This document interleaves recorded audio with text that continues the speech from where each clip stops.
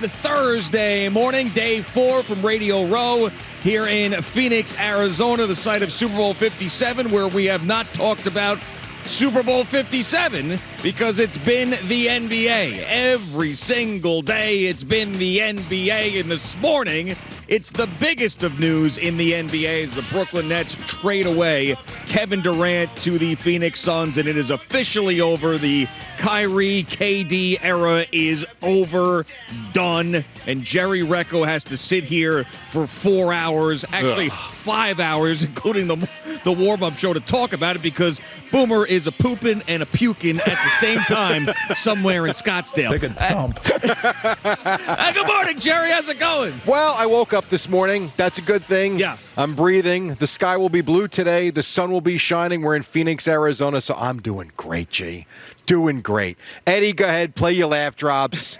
You fat little bastard. Go ahead. Enjoy yourself. You enjoy yourself. Have fun. I heard Pat Boyle. It's a great day to be a Knicks fan. The Nets, ha, ha, ha, ha. Up yours. Hey, Boomer, you crapped on the Nets for years and years. You know what? Now the crap's on you. Take that as you're sitting in your toilet all morning and can't be here for this celebratory day. I'm annoyed. That's how I am. I'm legit annoyed. They got rid of Kyrie. Fine. Get out. As much as I said they should re-sign him because he was playing better and I thought he wanted to be here with Kevin Durant, I was wrong on that one. The Durant one, I was dead wrong on because I'm the fool that sits there and listens to that stupid ETCS, whatever the hell it is, podcast, and listen to a guy who wants to play basketball. Listen to a guy who talks about winning. Listen to a guy that wants to play with guys that want to win. You've got a good young team. Why the hell could you have not been the guy to lead these young guys to the next level and actually win? Why? Easy way out. Let's go to Phoenix. Yeah, and I actually defended him. And by the way, I wanted to ask you, is it better that Boomer's not here or worse that Boomer's not here today? I could do it again tomorrow now with him. Maybe, if he's, depending if this is a stomach virus or a food poisoning thing. True. I guess that's true. If he does come back tomorrow, then this is hell on earth for you because not only do you have to sit here and talk about this for 5 hours, and then tomorrow he's just going to spew it all over you, figuratively and literally. But, yeah, this is... when he went to Golden State, I was like, listen, he wants to go win a championship. He went there. He did not just ride their coattails because he won 2 NBA Finals MVPs. He was amazing. And he was great. Yep. And they all figured it out, and they won 2 championships, and it wasn't just him hopping on the back of that team. Then he ends up leaving fine. He wants to do something else here on the East Coast with the Brooklyn Nets. This time now, for sure, this is the easy way out. Yeah. And once Kyrie Irving was gone, he had the conversations with the Nets brass, and he said, we can't win a championship here. I've decided that, and I'm going to go elsewhere. Trade me. And the Nets, I think, did pretty well. I think they did great, actually. Yeah, in the return. But this has to be the first time ever. Now, I've been looking, searching, the first time ever that a team that has been as high as, second at some point in the Eastern Conference in the standings before Kevin Durant got hurt, they were all the way up there, has traded away 2 superstars when they were in prime playoff position. It never happened. Even now, having gone 5-9 in the last 14, they're 32-22. Yeah. Think about this. So this team is probably going to go to the playoffs still. I think they'll win enough games to be able to hang on. At the very least, they'll be in the play-in tournament. Both these guys bailed. Yep. And I know that Kyrie Irving wanted to get a contract and he wasn't probably going to get it from the Nets. But, is there anything inside of either one of these guys that's like, hey, we came here, we made a commitment, I could get a contract after this year if I'm Kyrie Irving? Kevin Durant says, hell, we'll see what happens in the offseason, but we're here, we're playing well, and when I come back and I'm healthy, let's give it a run here, and then we'll figure it out in the offseason. But neither one of them wanted to do that. This is classic bullcrap superstar NBA stuff, and this is probably, now if you think about all the NBA stars getting together, it's got to be the biggest mess out of every single one of them, the biggest failure. Of course, I take joy in it because I just remember all the Nets fans at the time. You did it respectfully, but a lot of Nets fans did not, saying, the Knicks are the second team in town now. They picked the Nets over the Knicks and all that crap that we heard.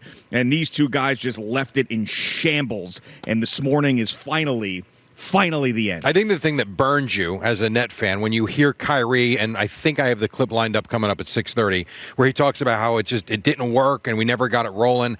Except that there were 2 occasions when it was working and they did get it rolling, and it was when we saw them play. We saw the 18-2 stretch here this year where they soared up the standings, got all the way to 2, I believe it was, in the Eastern Conference, and they looked like a championship contending team for sure for the first time in a couple of years. You also had, remember when they first got James Harden? I wanted no part of James Harden. Carton and Roberts, I was on with them that day. I didn't understand it. I hated it. And I said to Al before, I think that right there is the tipping point to where everything went the wrong way, was when they traded away the players they did to bring in James Harden. That was a mess. But that having been said, when they were on the floor, there was a little stretch there where they looked unbeatable. So we saw it in a glimpse here, a flash there, but their inability to stay on the floor for whatever reason. Durant, it's been injury again this year with the MCL. For Irving, it was all the off-the-court crap, the stuff, and I said to Al before, remember he was stomping on the stupid Celtic logo? Hey, dummy, how's it gone since then? Then he gets hurt. So we've seen glimpses of it. It could have been great. It was a chance that I think any team in the NBA, I really do believe this, most teams in the NBA, especially in the net situation, would have done if they could have. Unfortunately for them, they tried and it blew up in their face. It didn't work. But they took a shot. And now you're building back up. The one thing I would say, and this is a small consolation because you just lost Kyrie Irving and Kevin Durant in the span of a week, not even. They did get a haul back. They ultimately got Bridges back, and that was what was holding things up. This new owner basically, I guess, went to the GM and said, wait, time out. You're telling me we're not getting Kevin Durant because of Mikal Bridges? Make the deal. So they get Bridges, they get Cam Johnson, they get Jay Crowder, who from everything I'm reading, the Nets are going to flip and trade him as well. They got a boatload of picks. You got Finney-Smith, you got Dinwiddie.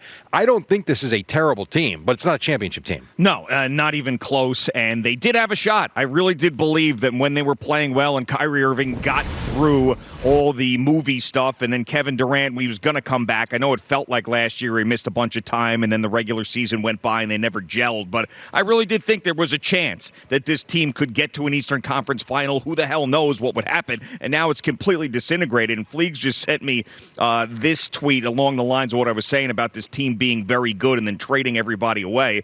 So it's the first time a team that had 2 All-Stars on the roster to start a season, and both players changed teams later in the season. Yeah. First time ever. And these two guys, I'm sorry, Kevin Durant and Kyrie Irving, that you're the poster boys for this, but you are. These two guys are why people are turned off by the NBA, turned off by superstars in sports because of this behavior. And there is nobody, absolutely nobody, that can relate to this. Not a single person with any other job in the world can relate to this type of behavior. And it's a turnoff. Now, we're paying attention to it because this is what we do. But if I was just a regular guy going to work and I was seeing what was going on in the NBA here when the product in the regular season absolutely sucks, I wouldn't be running back to watch these guys. I mean, there's nothing about them that's endearing. There's nothing about them that is something that you want to show your kids and go, look at this is a superstar. This is how you want to, your memories that you're going to have, like I had of Michael Jordan or I had of Patrick Ewing, you're going to have with these guys. These guys suck. Every single decision that they made sucks. The way they handle themselves sucks. They're babies. And Kevin Durant was supposed to be above all of that. But instead, I thought he was. Instead, he goes in the offseason and requests a trade. That doesn't work out. Threatens to fire the general manager and the coach at the time. And then at the trade deadline, when Kyrie's gone, says, nope, I'm going to bail too. Yep. So just horrible stuff. And this guy, he claims doesn't care about his legacy.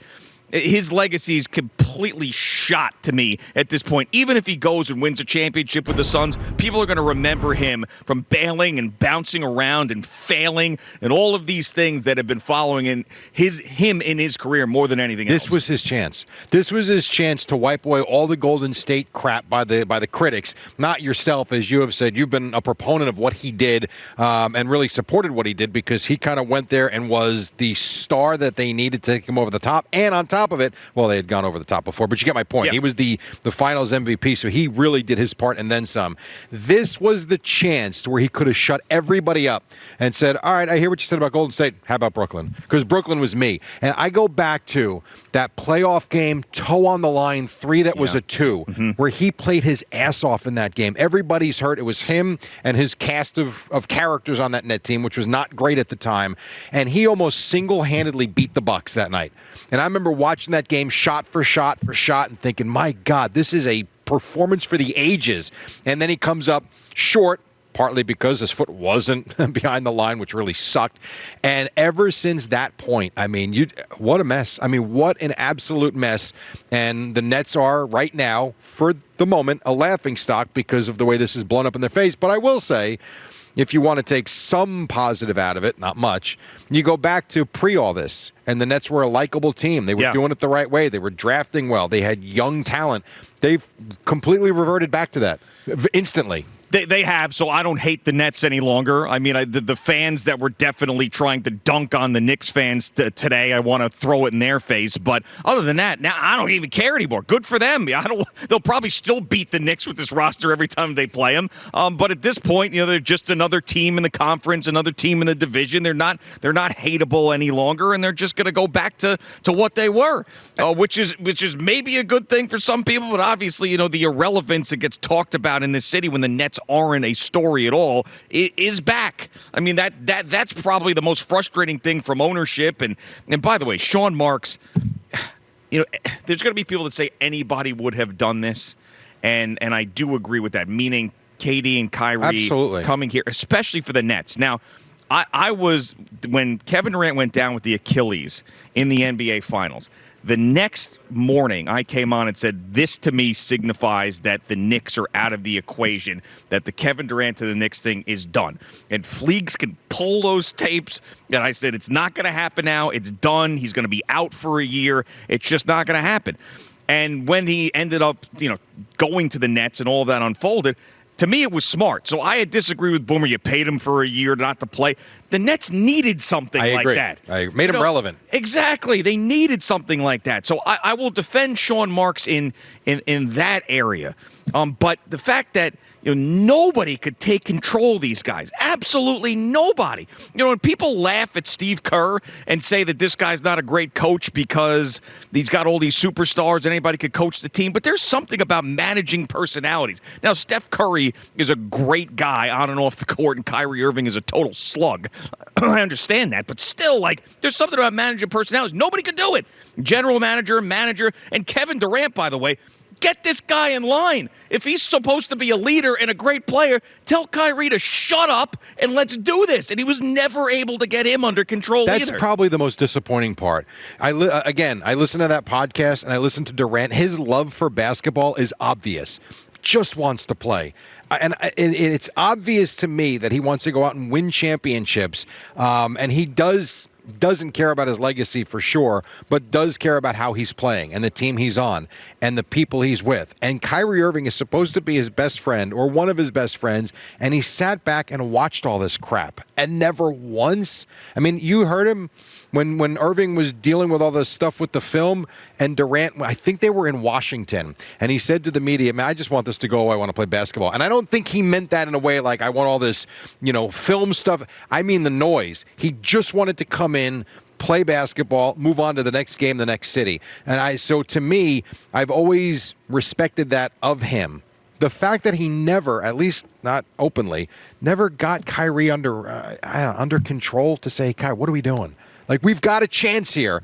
It just, man, I tell you talk about you guys being right the whole time.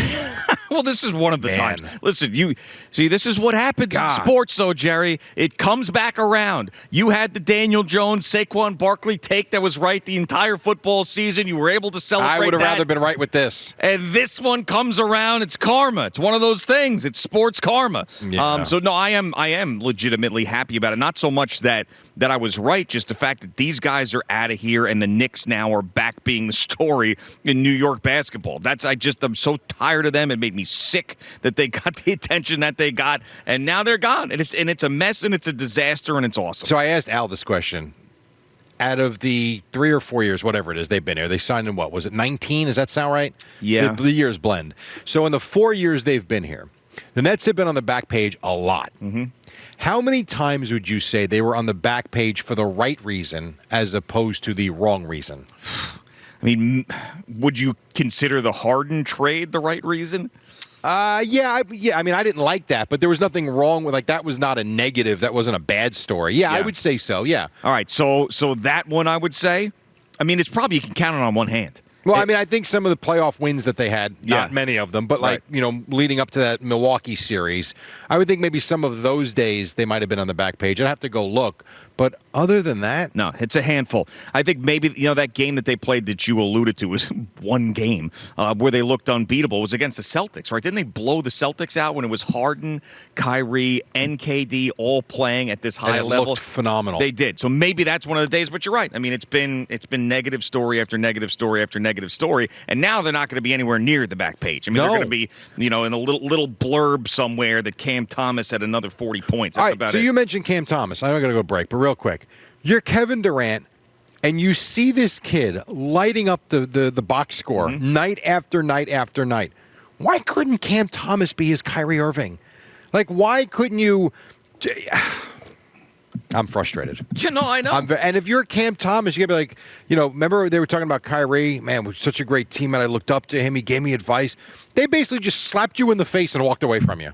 Yeah, right. And the fans, by the way. So, the Nets fans that believed in these guys, bought the jerseys, bought the season tickets. They jacked up the prices at the Barclays Center. All the fans that defended it when we were slamming KD and Kyrie. Oh, these guys are going to be great, or we're going to win a championship. Yeah, I mean, if you want to talk about the teammates getting a slap in the face, the entire fan base got a slap in the face. The Brooklyn Nets suck. Yeah, the season started. Think about this. The season started with Kyrie Irving, Kevin Durant, and Ben Simmons.